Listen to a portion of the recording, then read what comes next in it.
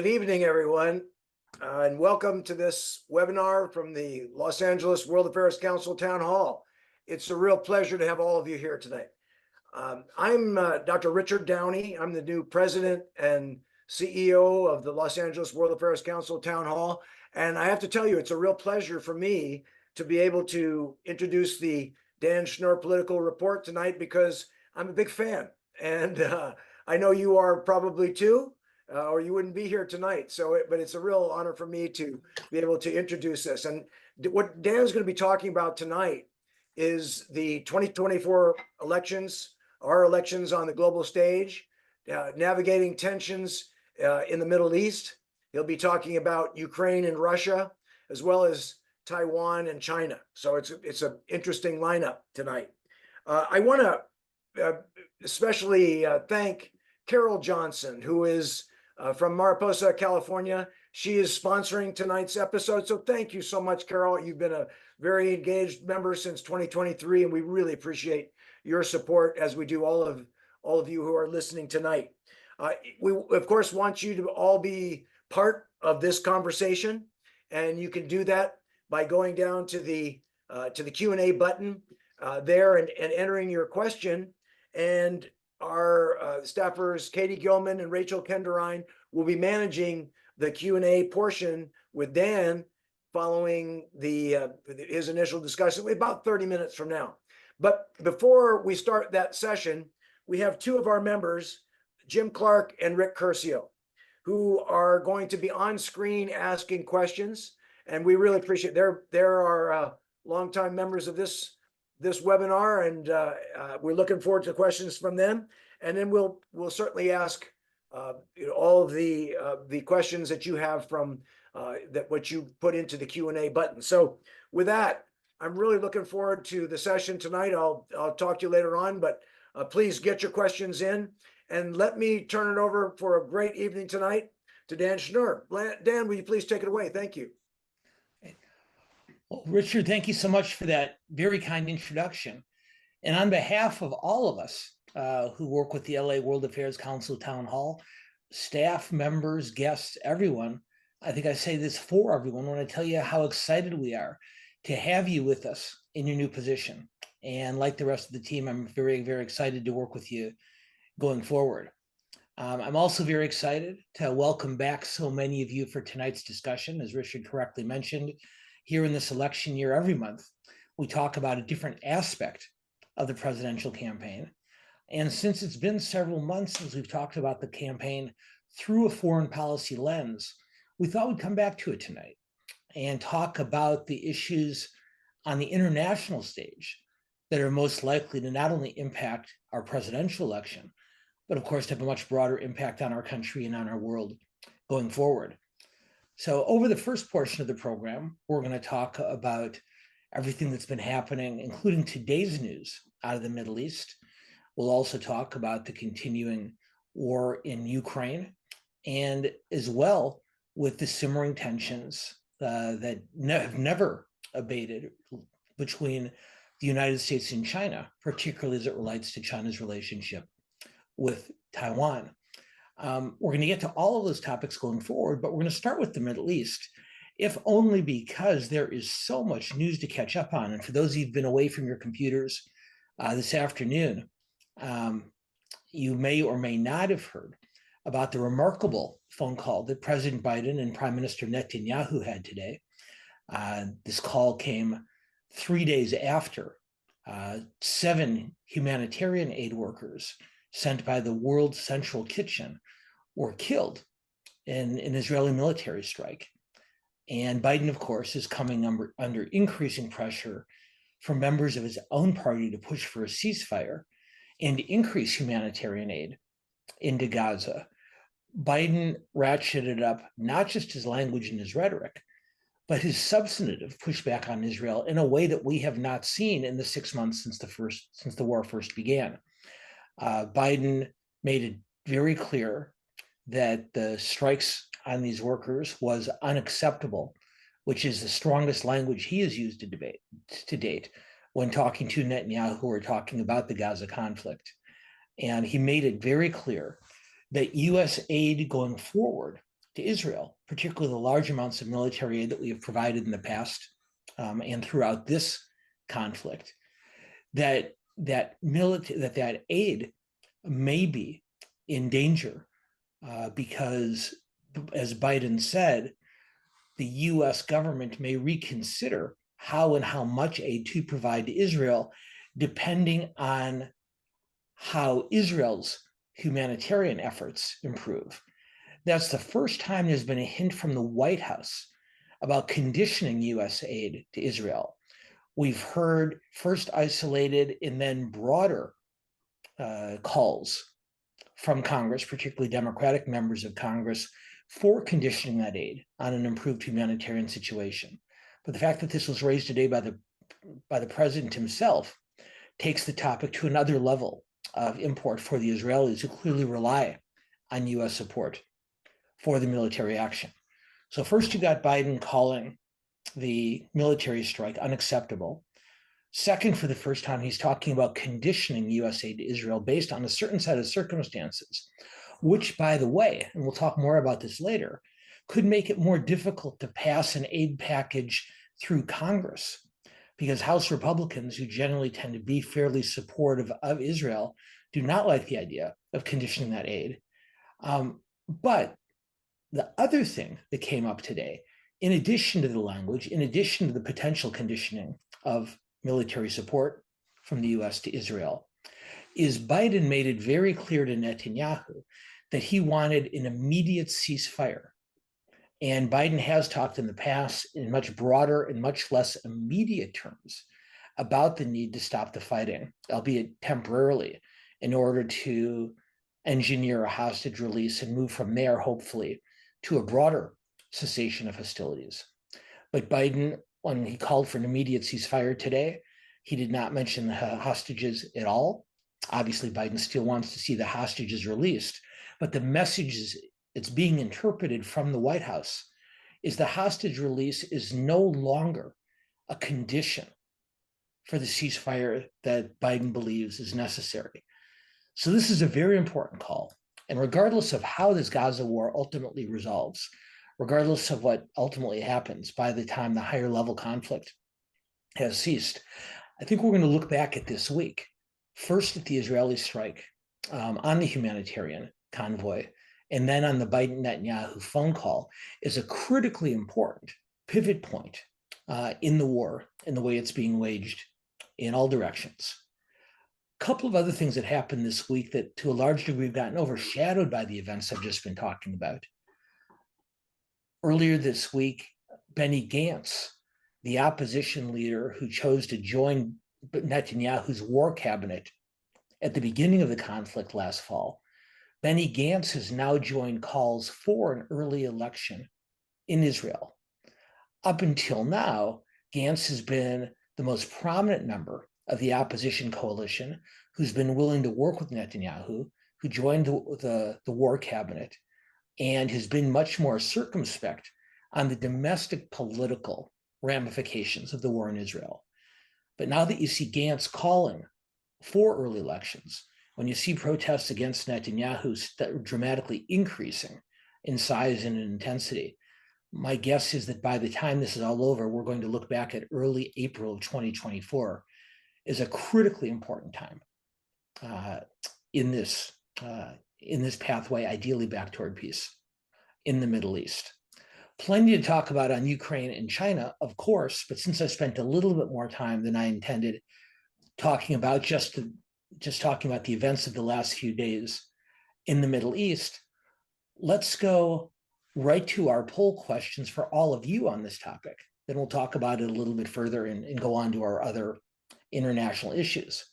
But Katie, Rachel, if you can put up the first poll question, we're going to ask a couple questions, one right after another, because we want to get a sense not just of what you feel about the conflict in Gaza, but whether your opinions change. So let's start out with this pretty straightforward question. Do you support Israel's military action in Gaza? Yes, I support Israel fully. Alternatively, second option is no, I think Israel's gone too far. Third, I see both sides, which suggests support for Israel, but perhaps not unconditionally. And then finally, I'm not sure. This is a lot to process. So when we have the results, let's put them up and we can take a quick look at them and then go on to our second question to track your opinions going forward. Let's see what we got. Very interesting results. Look at that, 56%, more than half of our group says that they think Israel has gone too far. Only 20%, just 1 in 5, said that they fully support Israel. 19%, roughly the same, see both sides. And not surprisingly, for a well-informed and very opinionated group like we gather every week, only 5% saying not sure. But let's think about that for a minute. That means by an almost 3-to-1 margin, if you factor out the both sides answer, by almost a 3-to-1 margin, our group thinks that Israel has gone too far. And I wonder if those are the kind of numbers we'd have gotten if we'd asked the same question back in October, November, December. But we're about to find out. So Rachel, Katie, if we can put up our second question, let's see if our group's willing to help us track their attitudes on the Gaza conflict as time has progressed. So our second question, has your opinion changed on this since October? And if so, how? Say, yes, I approved of Israel's actions then, but now I disapprove. Conversely, yes, I've changed. I disapproved of Israel's actions back when the war started, but now I approve and believe they're doing the right thing. Third, no, I haven't changed my mind. I supported Israel then and approved of their actions then, and I still do now. And then fourth and finally, no, my opinion has not changed. I disapprove of Israel's actions even back in October and still disapprove of them. So once again, let's take a look at this question. And what we can do is compare the results to see if and how our opinions have changed on these important issues over the 6 months. Wow. 63%. Look at that. 63%, almost 2/3 of our respondents said that you approved of Israel's action back in the early stages of the war and have now changed your mind. 2/3. Only 1%, a single individual, has switched their opinion in the other direction. And then interestingly, for those of you who've remained consistent over the course of the 6 months, by a 2-to-1 margin, more of our members have been consistent supporters of Israel's actions as opposed to ongoing opponents. But look at that 63% number. Again, almost 2/3 of our group has changed their mind on this important question. And I have to believe, and I think you'd agree with me, that those poll numbers and poll numbers like them, taken across the country and in key swing states, are poll numbers that both Joe Biden and Benjamin Netanyahu are looking at very carefully. So I've been carrying this as a solo act for a bit of time. And so, Katie, I was just thinking about you. Thank you so much for joining us. I really appreciate it.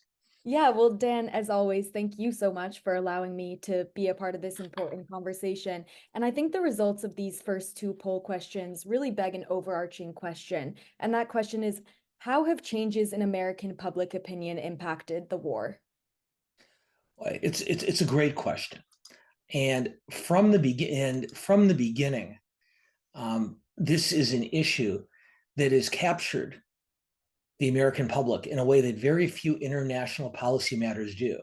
Normally, unless the U.S. is directly involved in a war with our own troops, it's pretty rare that a foreign policy issue registers at the upper echelons of a discussion in a presidential campaign.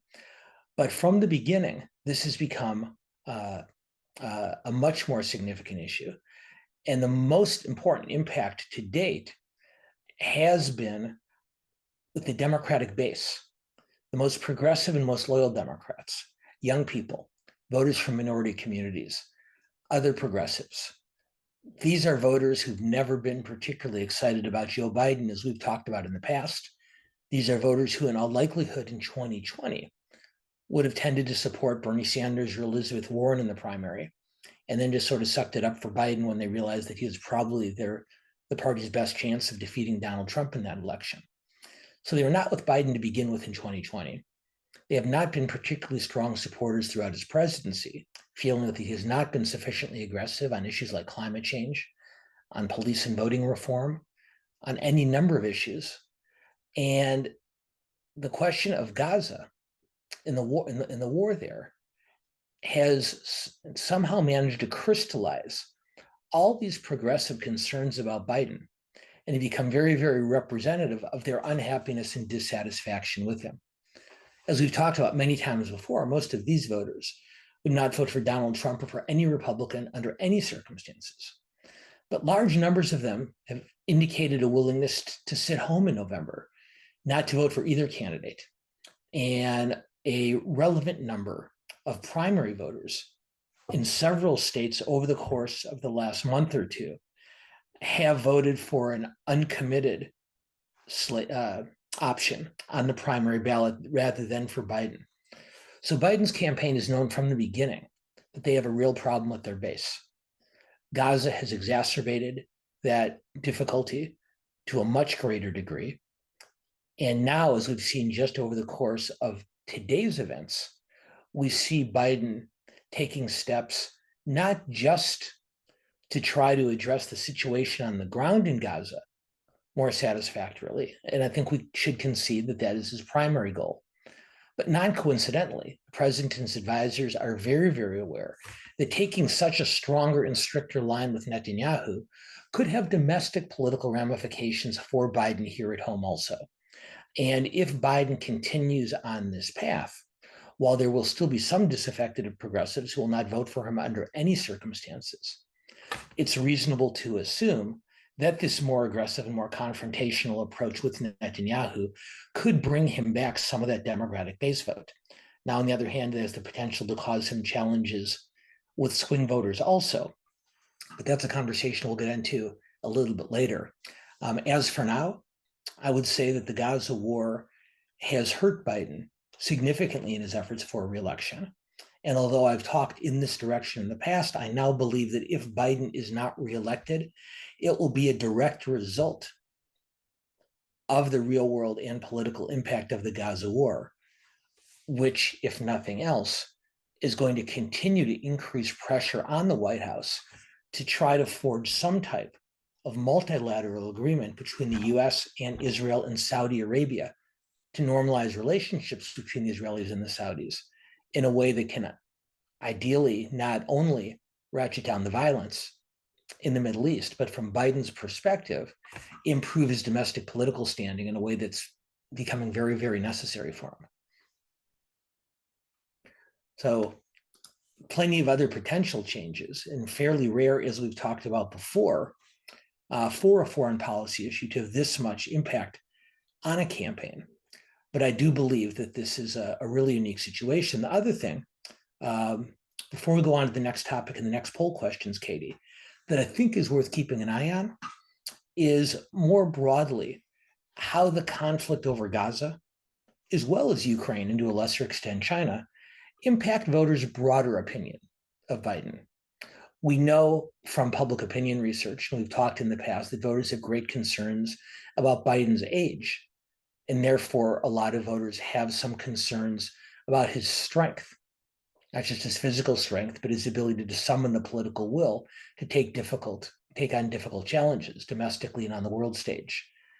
And one of the ways voters are going to judge whether they think Biden is strong enough and not too old for this position is how he appears on the world stage. Up until today, Biden looked like he was being taken advantage of by Benjamin Netanyahu.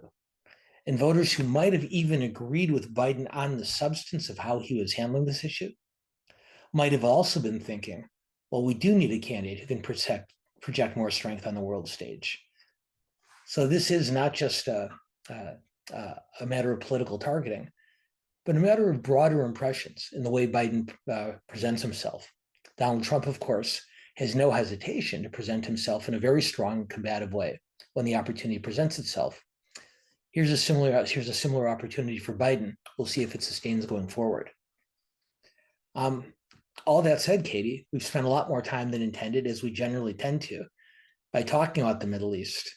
But we do want to get in these other topics. And before we go to our next poll question, just real quickly, what I'll offer just a couple quick thoughts on Ukraine. As many of you know, because I know how closely you follow the news, it appears once again that the real world situation, the battle lines between Ukraine and Russia, are creating a much more challenging and a much more difficult situation for Ukraine. And in fact, there is some concern that Ukraine's front lines are in danger of collapsing. Ukraine's parliament this week passed legislation that would lower the draft age in Ukraine from 27 years old to 25 years old in order to put more able-bodied men and women into the battle line, and that into the battle. And that exhibits alone a concern about a lack of personnel to fight what appears to be a never-ending supply of Russian soldiers who their commanders are willing to throw into the fray. Here at home, the Congress, particularly the House of Representatives, continues to try to figure out a way to aid Ukraine.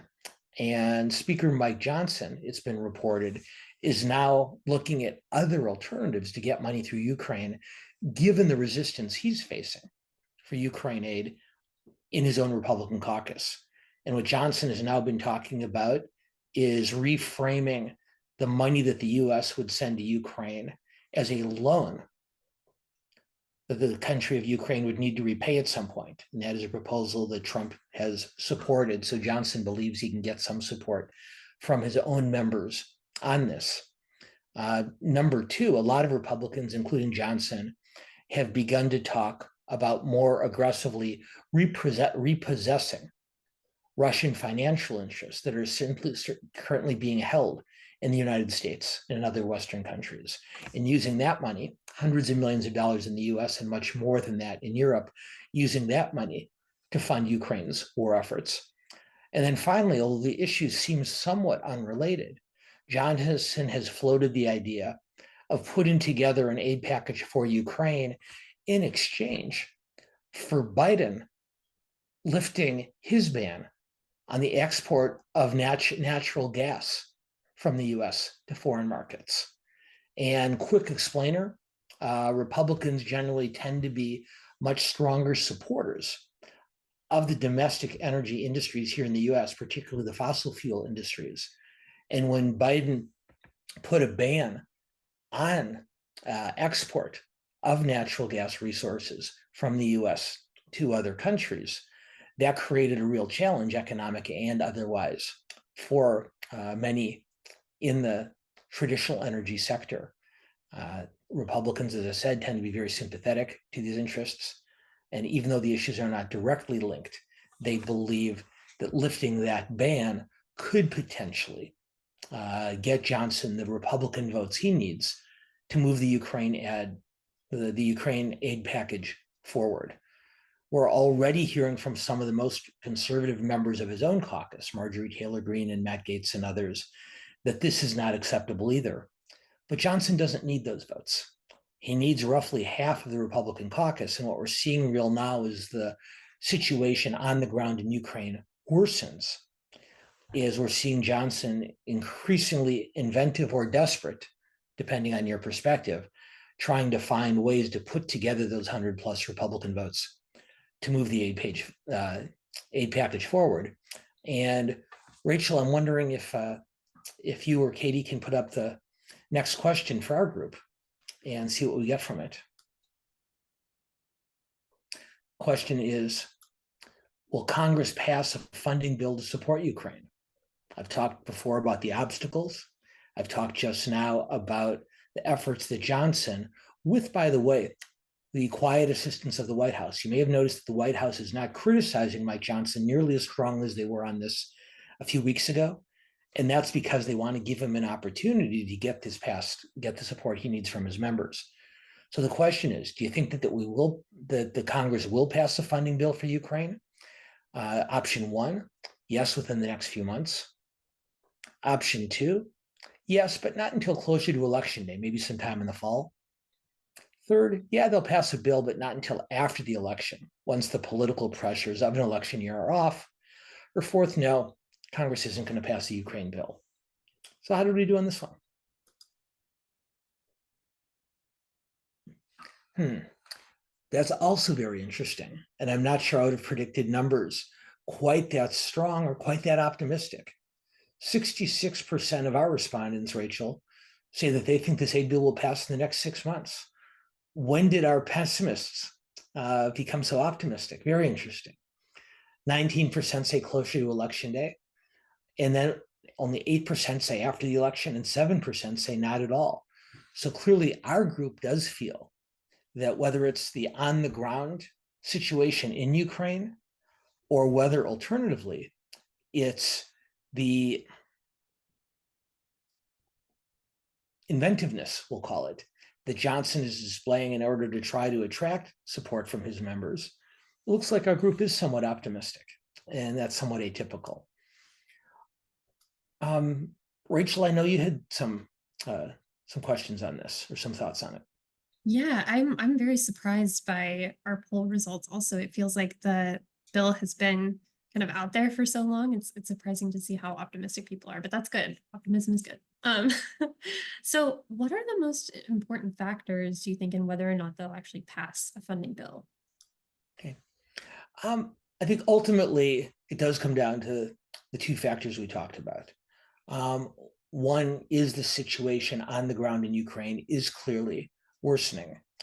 And whether it's the draft or other more urgent measures that Ukraine is taking to try to shore up its defenses, it's looking more and more likely that the most logical military path is for the Ukraine military to begin retreating in order to protect Ukraine's major cities. And that an offensive, as the weather improves in that part of the world, an offensive this year, unlike last year when Ukraine did mount its own offensive, it looks this year like a more decisive offensive might come from the Russians. And Ukraine's ability to withstand that is something that has a lot of people, both in Ukraine and around the world, concerned. But I also think the even greater factor, more than the war itself, is the political climate in this country. It's pretty clear that a majority of Republicans still do support Ukraine aid, and a smaller but very vocal number of conservatives are opposed to it. And Johnson, either because he's learning his job better or because he's getting more help from traditional Republicans, but either way, it does look like, even though he hasn't settled on a final path forward, it looks like he's getting closer. And so I think the optimism that our group demonstrated in their answer a couple minutes ago is very much on target. Okay, so I know we're at the bottom of the hour. And so real quickly, I do want to mention China and Taiwan. And then, of course, we can get back to that topic for any of you who would like to in the second half of tonight's discussion, when you send in your questions. What I will say briefly, and then we'll ask you a quick question about the China-Taiwan situation, is it's worth remembering, and sometimes our own surveys of all of you don't reflect this. It's worth remembering that most international experts agree that China, not Russia, not the Middle East, not Iran, that China is the US's greatest long-term challenge on the global stage. And it often does get overlooked given the urgency of these international hotspots. But the challenge is only going to continue to grow. And it's worth noting that President Biden spoke to the Chinese President Xi earlier this week. And I will tell you, it was the first time in almost 18 months the two leaders have spoken. And if you want evidence of troublesome relationships between the two countries, the fact that the two most powerful leaders in the world are only talking every year and a half is not a particularly encouraging sign going forward. Now, Secretary Janet Yellen, the Secretary of the Treasury, headed off to China right after Biden and Xi concluded their conversation a couple of days ago. But it's worth remembering that the Chinese, just like we're watching what's happening over there, they're watching us too. And China's leaders are watching Ukraine and they're watching Gaza very carefully to determine in both circumstances whether there's any lessons they can learn about how or if the US would engage militarily if China were to move more aggressively against Taiwan. And of course, China's watching the US elections too. And coming to their own conclusions, it's been reported that while on one hand, Trump, they believe, would be easier to deal with, on the other, this growing sentiment is that they might prefer a more predictable leader of the US for the next 4 years in Biden. So like I said, just as we're watching them, they're watching us. Now, finally, let's go to our final poll question. And if we can put that up. I mentioned a moment ago that China is keeping an eye on how the US is engaging in these other hotspots. And as you see here, the Taiwanese foreign minister, Joseph Wu, stated last week that if Ukraine were to fall to Russia, he believes that that would embolden China to move more aggressively against Taiwan. And the question for all of you is whether you agree or disagree with what Minister Wu has to say. If Ukraine falls to Russia, and let's agree that that's a big if, we don't know how this is going to resolve itself yet, obviously. But if Russia does prevail in Ukraine, will that embolden China, as option number one suggests? Because Chinese leaders will sense US weakness or disinterest in international engagement. Or second, do you disagree with Wu and say that if China watches Ukraine fall, they may conclude that the lack of US involvement is because our country is more focused on the Pacific than on Europe, given that long-term challenge? And so before we go to all of your questions, we're eager to see your answer to our question.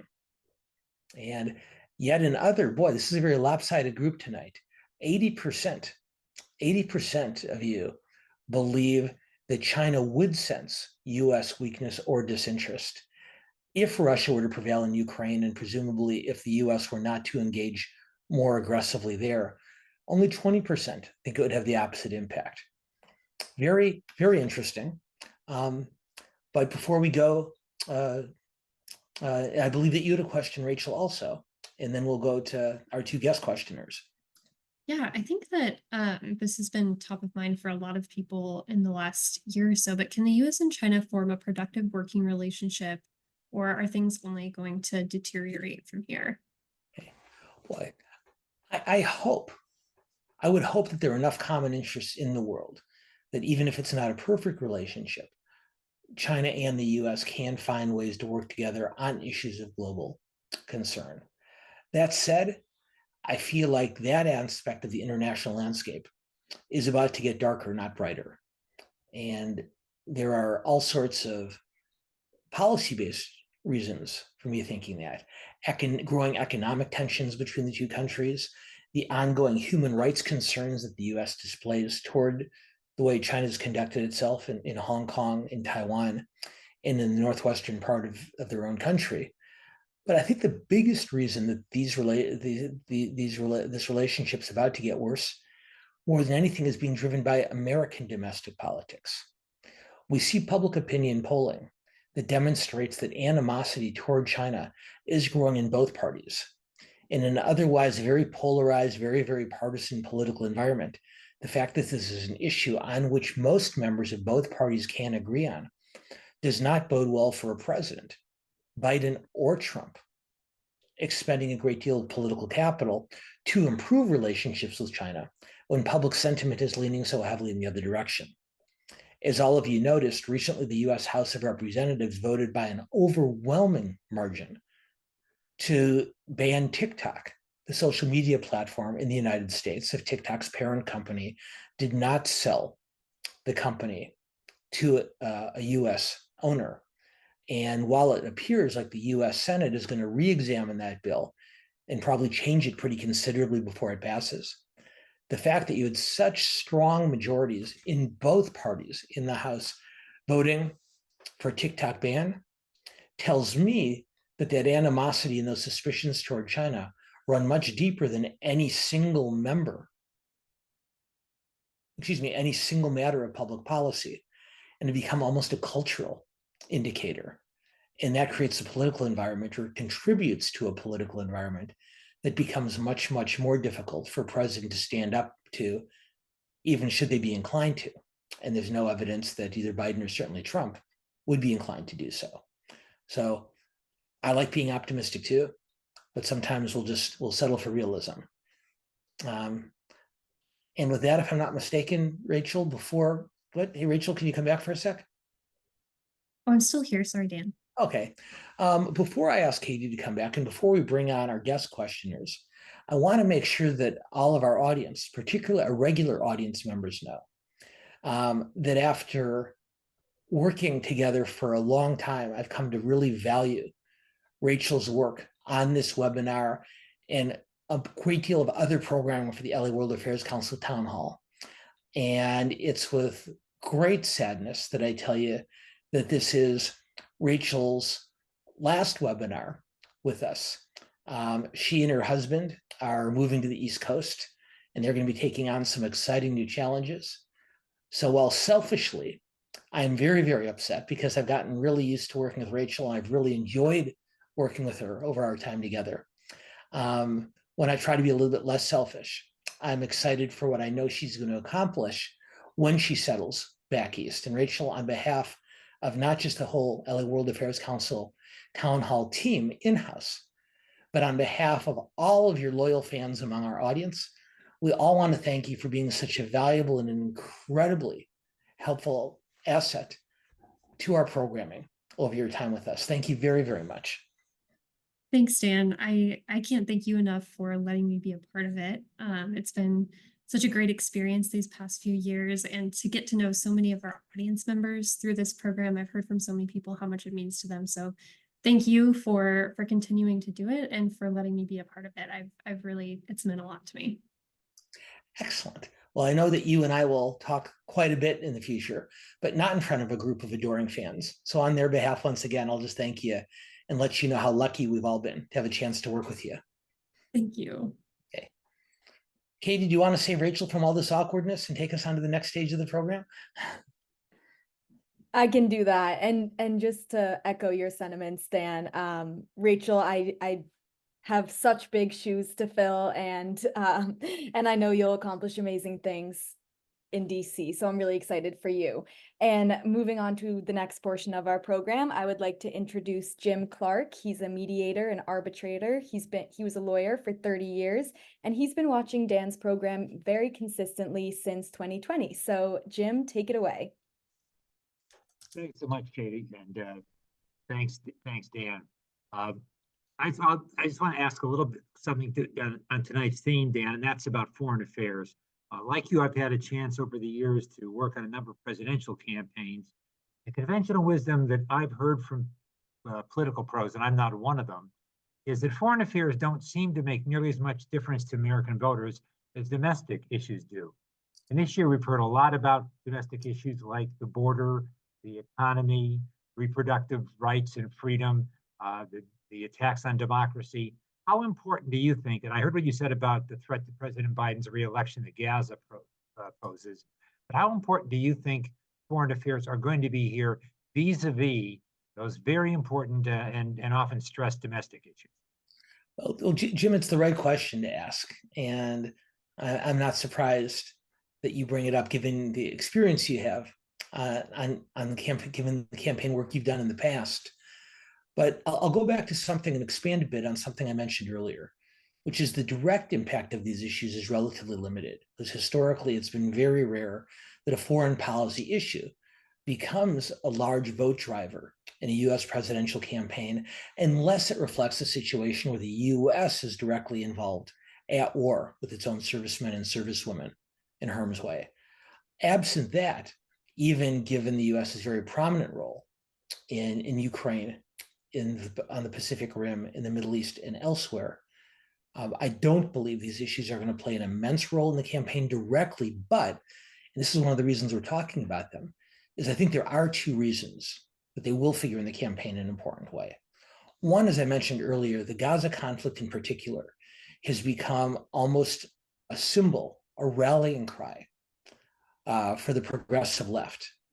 And for the most left-leaning Democrats, this has come to represent not just concerns about our policy in the Middle East, but an array of other issues, both international and domestic, where they don't feel that Biden has been as aggressive as they would have liked to have seen.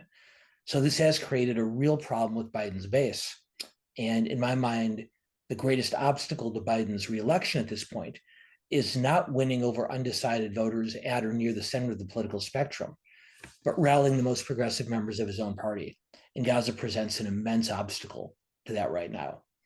And then second, as we talked about briefly, but is worth revisiting, A lot of voters will conflate a number of issues to develop an overall impression of a presidential candidate. And there are two things in particular, two qualities, two characteristics in particular that the American people are looking for in their next leader. And one is strength and one is stability. Both Biden and Trump offer strength, albeit in very, very different ways. Biden generally represents more stability. Trump tends to be more of a disruptor. But the Gaza conflict in particular has undermined this more general impression of Biden as a strong leader and Biden as a provider of stability. I know you remember, Jim, that Biden's poll numbers originally began to fall in the summer of 2021 after the US withdrawal from Afghanistan. And in the aftermath of that decision, the voters' impression of Biden when it came to strength and to stability took a pretty decided drop from which they have not fully recovered. And unless Biden can find a way to navigate through this current conflict, not just for the work given the real world crisis on the ground, but the growing political challenge he's facing here, it's hard to see how he regains that level of regard in the eyes of the American people. That doesn't mean he cannot win if he doesn't win that back. The voters may decide that the strength and stability are contributing factors, but not enough to get them to vote against him. But his path to re-election is going to be a lot smoother if he can demonstrate that strength and stability. And that's not going to happen unless we see something much more impactful in the Middle East in particular. So really good question, Jim. Thank you very, very much. Thank you, Dan. Yeah, thank you so much, Jim. And for our next audience participant, I'd like to introduce Rick Curcio. He's been a huge fan of Dan's program since the very beginning in spring 2020, and he heard about Dan through his periodic opinion pieces written in the LA Times, which I thought was interesting. So Rick, the floor is yours. Thanks, Katie, and Dan, thanks for letting me join you on the show. One of your recurrent themes throughout all of your podcast series has been addressing and trying to reverse our deep political and national polarization. And you've talked tonight about two bills that recently emerged that would seem to have bipartisan support if they were allowed to come to a vote, either separately or combined. And that would be the foreign military aid bill for Ukraine and possibly Israel, although that's even more complex. And then also the bipartisan immigration reform bill. But both of those stalled when they became mired in politics, with many representatives and senators opposing bills which contained a lot of things that they otherwise supported. And the primary political goal seems to have evolved into never compromising with your opponents, not enacting legislation that you support. And a good example of that, I think, is the immigration reform bill, where Republicans refuse to support it, even though it contains a lot of their long sought after priorities on that issue. So I guess my question is, do you see any room for hope for bipartisanship on these bills? With Democrats combining with internationalist Republicans on the Ukraine aid bill, and with Republicans combining with more moderate Democrats on the immigration reform bill, either separately or as a single bill. So, will this chance for bipartisanship elude us again? I guess that's my question. Thank you. Thank you, Rick, not only for the question, but for your loyal participation in our programs over the years. We've really, really enjoyed having you. So thank you very much. And it's a really, really good question, because although I did talk briefly earlier about the Ukraine aid package, I neglected to mention the role that immigration reform played in those negotiations. So I'm very glad that you raised it again, because I think it is important to look at the foreign aid package in that context. Though it's worth remembering that originally the Biden administration's thought was that by including immigration reform, particularly a more restrictionist version of immigration reform in this package, it could potentially draw Republican support. And in fact, there was fairly wide Republican support for not just the broader bill, but for the immigration components in particular, until Trump weighed in against it, convincing a lot of Republicans to drop their support. So the Senate passed the foreign aid bill without the immigration component. And so the great irony is now, is as we were talking earlier, the prospects for moving an aid bill on Ukraine and perhaps Israel have probably increased in the last couple of weeks. But at the same time, the prospects for meaningful bipartisan action on immigration look smaller than ever. So even though immigration was originally supposed to be a way of smoothing the path for the bill to pass, it now appears that if the bill does get through, providing that kind of international aid we've been talking about, it will be without immigration policy reform.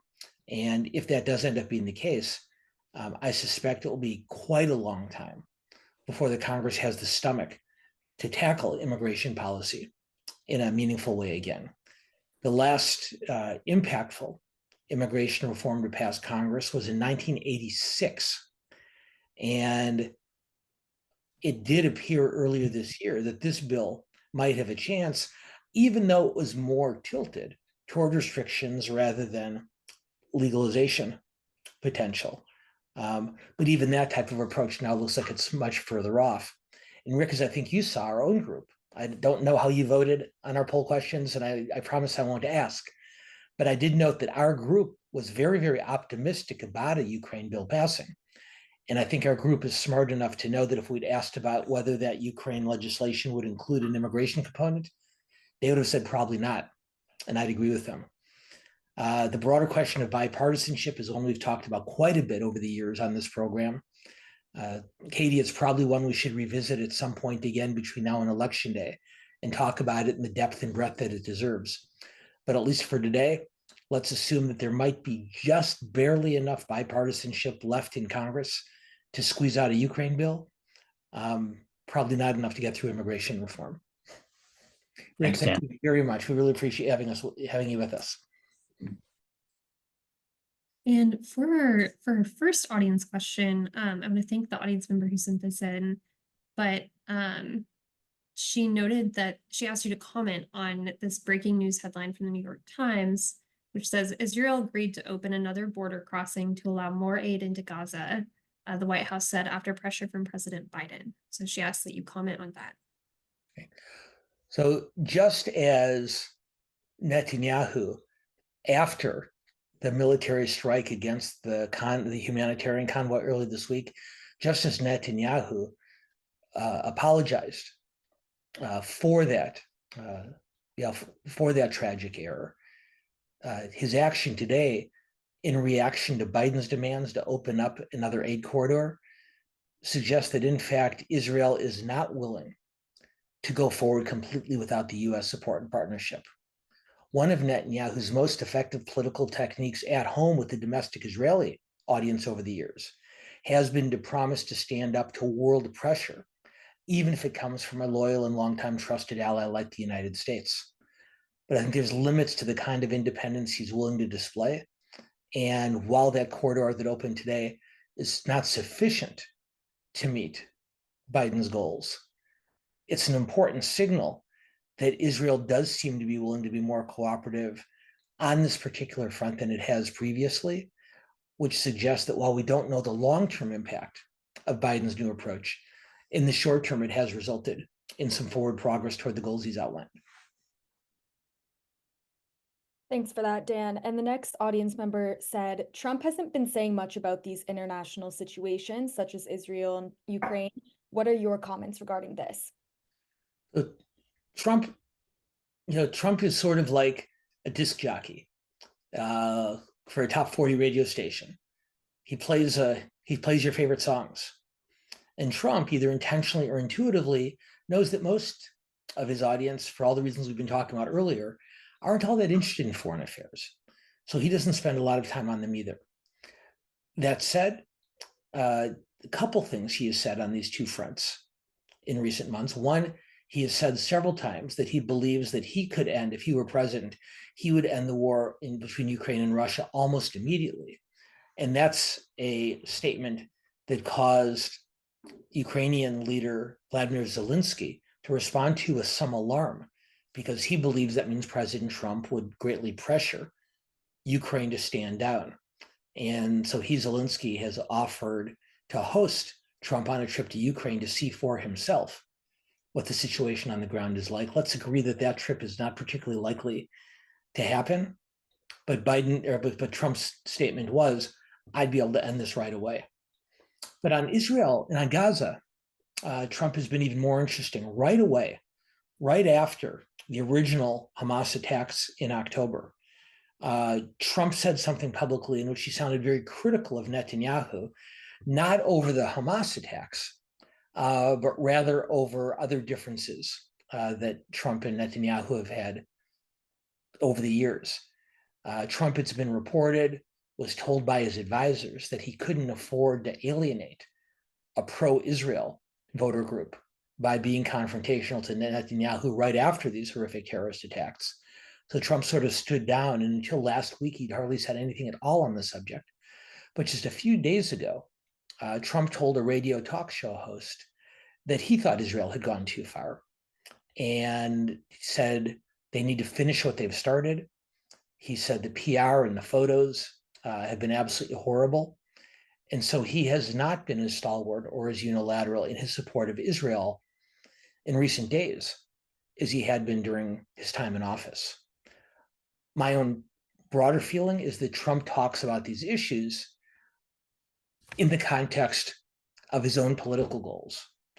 And he believes that a war elsewhere in the world is a distraction, and he'd want to end that distraction because it creates an interference for what it is that he is trying to accomplish. So the questioner is exactly right.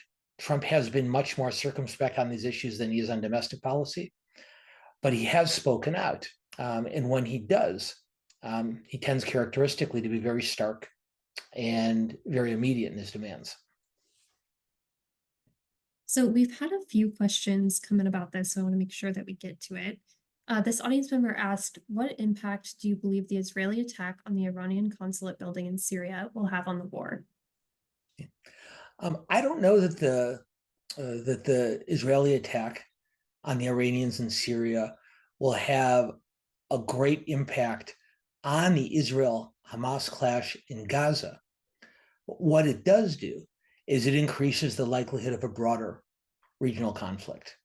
We've known ever since those original Hamas attacks in October that Israel faces a multi-front challenge, all with opponents funded and coordinated by Iran, dealing with Hezbollah to the north, dealing with ongoing violence in the West Bank, dealing with the Houthis in Yemen. All of these are part of the same overall Iranian strategy to create very significant challenges and discomfort for Israel. So the Israel strike on the Iranian leaders, if anything, is going to add fuel to that fire. Now, on one hand, no one ever wants to see more violence rather than less. But it's also worth remembering, and both of you know we've talked about this many times over the months, that ultimately Biden's goal in the Middle East is to help fashion a multilateral agreement between Israel, the United States, and Saudi Arabia, and other non-Iranian players. And so while on one hand, this is going to increase the likelihood of violence back from Iran toward Israel, or from Iran's clients toward Israel, I wonder if it also doesn't create a situation that facilitates progress in the ongoing negotiations between Israel and Saudi Arabia, which never stopped, even after the terrorist attacks in October. So short term, it creates a much more difficult and perhaps more violent situation. In the long term, I wonder if it won't end up being a step that creates a more conducive environment for an Israel-Saudi partnership. And I think we have time for one more question here. So this audience member asked or said, there is a growing concern in Europe over the US leaving NATO. What are your thoughts on this, and how realistic would that option be?